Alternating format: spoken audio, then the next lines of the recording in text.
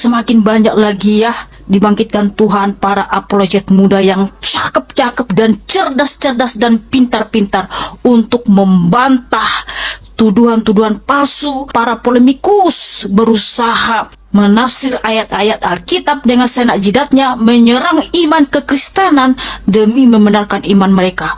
Al-Quran itu tidak lekang oleh zaman. Sementara kitab-kitab yang lain harus mengalami penyempurnaan, perubahan, diedit. Kalau memang kitab itu bersumber dari wahyu Allah, mengapa harus disempurnakan? Imamat pasal 11 ayat 7 isinya apa? Babi hutan itu haram. Jadi berarti ada sisipan, ada tambahan kata hutan. Alkitab itu bukan kitab atau wahyu Tuhan yang jatuh ke debu dari langit, menggunakan satu bahasa yang sama, dan proses dari awal sampai akhir itu kurang lebih 24 tahun. Ini yang seringkali orang nggak tahu dan sok tahu, apalagi mantan pendeta gadungan atau biarawati gadungan yang nggak pernah belajar kitab, tapi sok-sokan ahli kitab. Ingin saya tegaskan saat ini, orang Kristen sepanjang sejarah tidak pernah mengubah, mengedit, menyempurnakan Alkitab. Karena bahasa asli Alkitab itu sampai sekarang masih ada. Baik itu bahasa Ibrani, mayoritas perjanjian lama, sebagian dari kitab Daniel dan Esther ditulis dengan bahasa Aramik atau bahasa Aram. Seluruh perjanjian baru ditulis dengan bahasa Yunani. Bahasa aslinya sampai sekarang masih ada. Tidak ada yang diganti, tidak ada yang diedit, tidak ada yang diubah, tidak ada yang disempurnakan. Tolong setiap kita benar-benar membedakan antara menerjemahkan dengan menyempurnakan, mengubah, mengedit. Sebagaimana disampaikan oleh seorang pemuda cerdas tadi, tujuan dan maksud dari penerjemahan itu adalah supaya kebenaran firman Tuhan itu relevan dan kontekstual, dimengerti dan dipahami oleh setiap suku, ras, golongan, setiap manusia yang ada di tengah-tengah dunia ini, sesuai dengan bahasa lokal, bahasa nasional, bahasa internasional. Hanya dengan maksud tujuan penyebarluasan firman Tuhan untuk dapat dimengerti dan dipahami oleh seluruh umat manusia dimanapun berada. Hanya dengan tujuan itu, bukan untuk mengubah, bukan untuk menyempurnakan, bukan untuk mengedit. Tidak ada itu. Alkitab Kristen tetap terjaga dan terlindungi sampai sekarang karena bahasa asli Ibrani, Aramik, dan Yunaninya masih tetap ada sampai sekarang. Itu poin pertama. Poin yang kedua terkait dengan babi haram. Saya ingin sampaikan, ketika kita membaca dari Imamat 11 ayat 1 sampai ayat 47, di situ dijelaskan tentang apa yang haram dan apa yang halal. Tetapi intisarinya tidak boleh dilupakan, dan ini tadi sudah dijelaskan oleh saudari kita Mekana. Beliau menjelaskan begitu telak dan begitu tepat. Beliau memulai mengerti, memahami Imamat 11 ayat 7 yang dikutip oleh Haja Irena Handono dengan harus membaca dari Imamat 11 ayat 1, supaya kita tahu ini firman Tuhan ditujukan kepada siapa. Nah, saya bacakan kembali untuk kita. Lalu Tuhan berfirman kepada Musa dan Harun, katanya kepada mereka, katakanlah kepada orang Israel begini, inilah binatang-binatang yang boleh kamu makan dari segala binatang berkaki 4 yang ada di atas bumi. Setiap binatang yang berkuku belah, yaitu yang kukunya bersela panjang dan yang memamah biak, boleh kamu makan. Tetapi inilah yang tidak boleh kamu makan dari yang memamah biak atau dari yang berkuku belah. Unta karena memang memamah biak tapi tidak berkuku belah, haram itu bagimu. Juga pelanduk karena memang memamah biak tetapi tidak berkuku belah, haram itu bagimu. Juga kelinci karena memang memamah biak tetapi tidak berkuku belah, haram itu bagimu. Demikian juga babi hutan karena memang berkuku belah, yaitu kukunya bersela panjang tetapi tidak memamah biak, haram itu bagimu. Di sini paling tidak dari apa yang saya baca, baik itu unta, pelanduk, kelinci, babi hutan atau babi, itu haram bagimu. Mu itu siapa? Bagi bangsa Israel. Kami orang-orang Kristen di Indonesia bukan bangsa Israel, bukan umat Israel.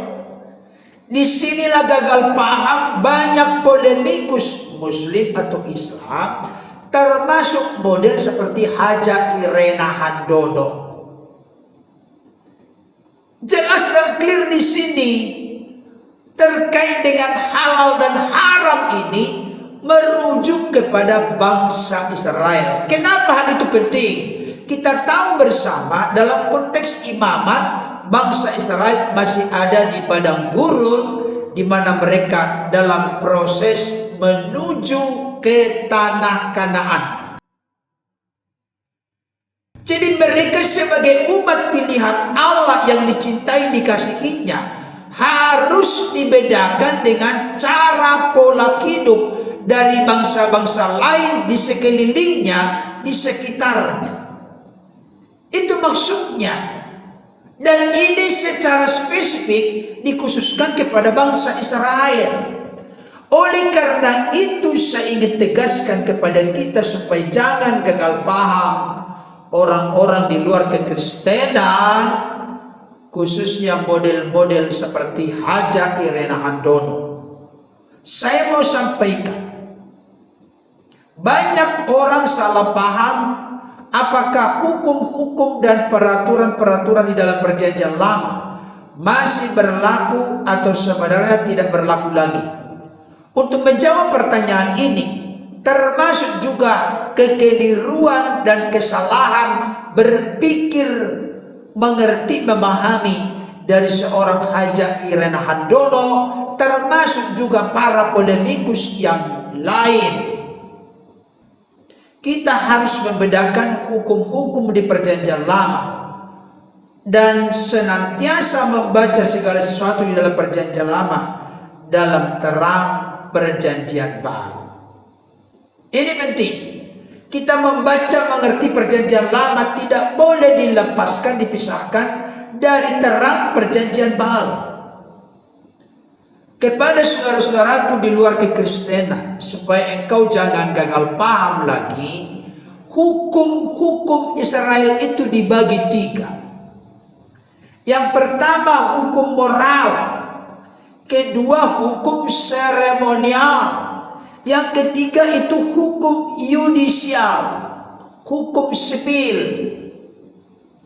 Nah, sekarang saya ingin tegaskan, hukum seremonial dan hukum sipil bangsa Yahudi, bangsa Israel, tentu itu tidak dipaksakan berlaku kepada orang-orang di luar Israel.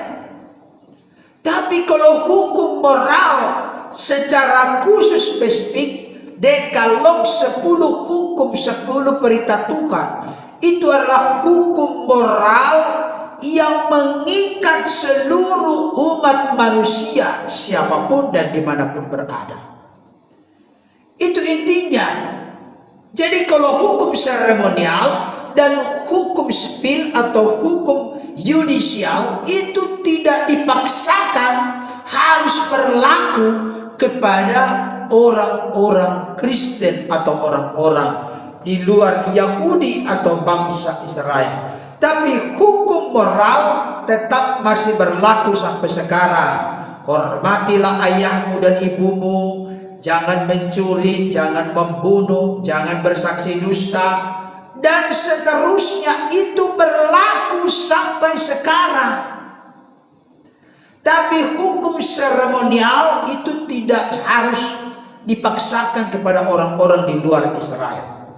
Nah, hukum seremonial ini perlu saya jelaskan sedikit, merupakan ekspresi untuk memisahkan sesuatu yang sakral dan yang duniawi, yang juga berdasarkan prinsip hukum kodrat seperti hukum persembahan, tentang kesakralan, proses penyucian untuk persembahan, tentang makanan, pakaian, sikap, dan lain-lain. Hukum ini tidak lagi berlaku dengan kedatangan Kristus, karena Kristus sendiri adalah persembahan yang sempurna. Sebab Kristus menjadi anak domba Allah yang dikorbankan demi menebus dosa-dosa dunia. Maka korban sembelihan seperti yang disyaratkan di perjanjian lama tidak lagi diperlukan, karena telah disempurnakan di dalam korban Kristus di dalam perjanjian baru. Termasuk juga hukum mengenai seremonial, mengenai makanan halal dan haram, karena itu secara spesifik ditujukan kepada orang-orang Yahudi atau bangsa Israel. Hal berikutnya yang ingin saya tegaskan kepada kita, fokus utama kekristenan itu tolong jangan salah kaprah. Jangan menilai kandungan doktrin, ajaran, keyakinan kekristenan dari sudut pandang orang di luar Kristen menilai keyakinan agamanya. Ini yang membuat jadi keliru dan salah kaprah. Orang-orang di luar kekristenan barangkali mengandalkan hukum, syariat, aturan sehingga memperoleh perkenanan pencipta. Orang-orang Kristen bukan di situ fokus utamanya. Bukan syariat fokus utama, bukan hukum aturan menjadi fokus utama. Kenapa? Karena manusia mustahil bisa benar oleh karena menjalankan syariat, hukum, atau aturan-aturan. Bukan itu yang menjadi intisari kekristenan, menjalankan hukum-hukum syariat, aturan-aturan. Sekalipun hukum moral itu tetap menjadi bagian yang tidak terpisahkan dalam kehidupan orang-orang Kristen. Saudara yang dikasihi oleh Tuhan, yang ditekankan dalam kekristenan adalah bagaimana pemulihan status manusia yang telah berdosa, atau disebut dalam istilah Alkitab hamba dosa. Status manusia yang berdosa inilah yang ingin dituntaskan dan diselesaikan oleh Allah melalui mengutus Sang Firman nuzul turun menjadi manusia, mati di kayu salib untuk menebus manusia dalam status perhambaan perbudakan dosa lewat ketaatannya mati di kayu salib.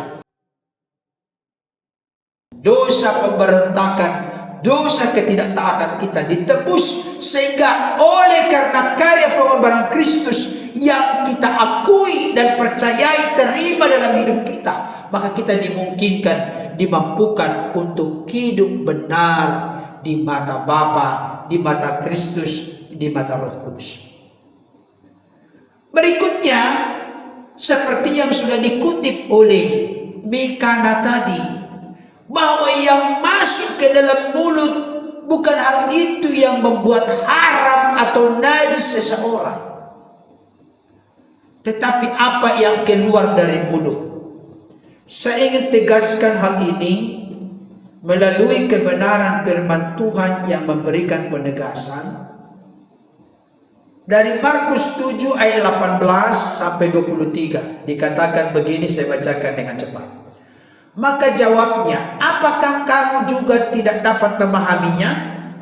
Tidak tahukah kamu bahwa segala sesuatu dari luar yang masuk ke dalam seseorang tidak dapat menajiskannya, karena bukan masuk ke dalam hati, tetapi ke dalam perutnya, lalu dibuang di jamban. Dengan demikian, maksudnya Yesus menyatakan semua makanan halal. Katanya lagi, apa yang keluar dari seseorang itulah yang menajiskannya. Sebab dari dalam, dari hati orang timbul segala pikiran jahat, percabulan, pencurian, pembunuhan, perzinahan, keserakahan, kejahatan, kelicikan, hawa nafsu, iri hati, hujat, kesombongan, kebebalan. Semua hal-hal jahat ini timbul dari dalam dan menajiskan orang. Ini prinsipnya begitu eksplisit, jelas dan terang benderang dipaparkan dalam Alkitab. Dan bukan hanya itu, saya ingin kembali bacakan untuk kita 1 Timotius 4 ayat 3 sampai 5 dikatakan begini. Mereka itu melarang orang kawin, melarang orang makan makanan yang diciptakan Allah, supaya dengan pengucapan syukur dimakan oleh orang yang percaya dan yang telah mengenal kebenaran.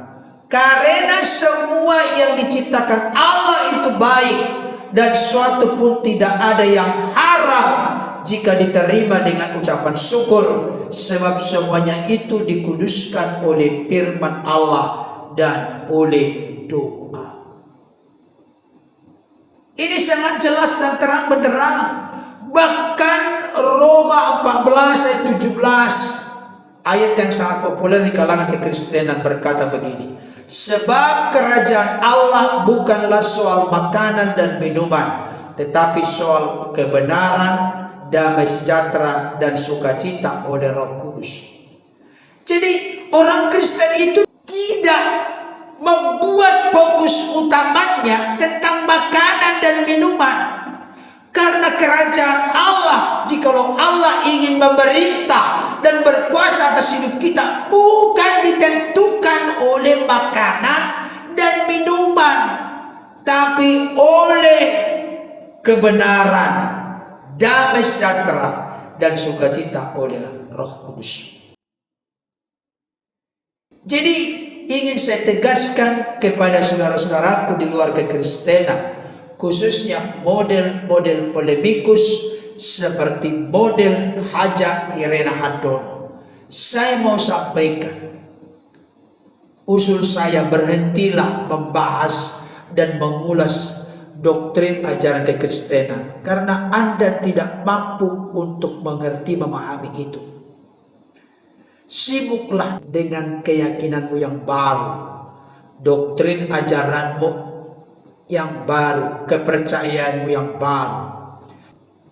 Semakin nanti dibahas doktrin ajaran kekristenan, semakin menunjukkan kebodohan demi kebodohan yang dipertontonkan ke publik. Daripada terjadi demikian, sibuklah dengan agamamu, sibuklah dengan kitab sucimu, sibuklah dengan keyakinanmu. Kami orang-orang Kristen juga sibuk dengan agama kami, keyakinan kami, kitab suci kami, teladan kami yang agung, Yesus Kristus Tuhan dan Juru Selamat. Kiranya ulasan ini dapat menjadi berkat bagi kita. Tuhan Yesus senantiasa menolong kita untuk tetap setia berdiri dan berjalan dalam kebenarannya. Amin.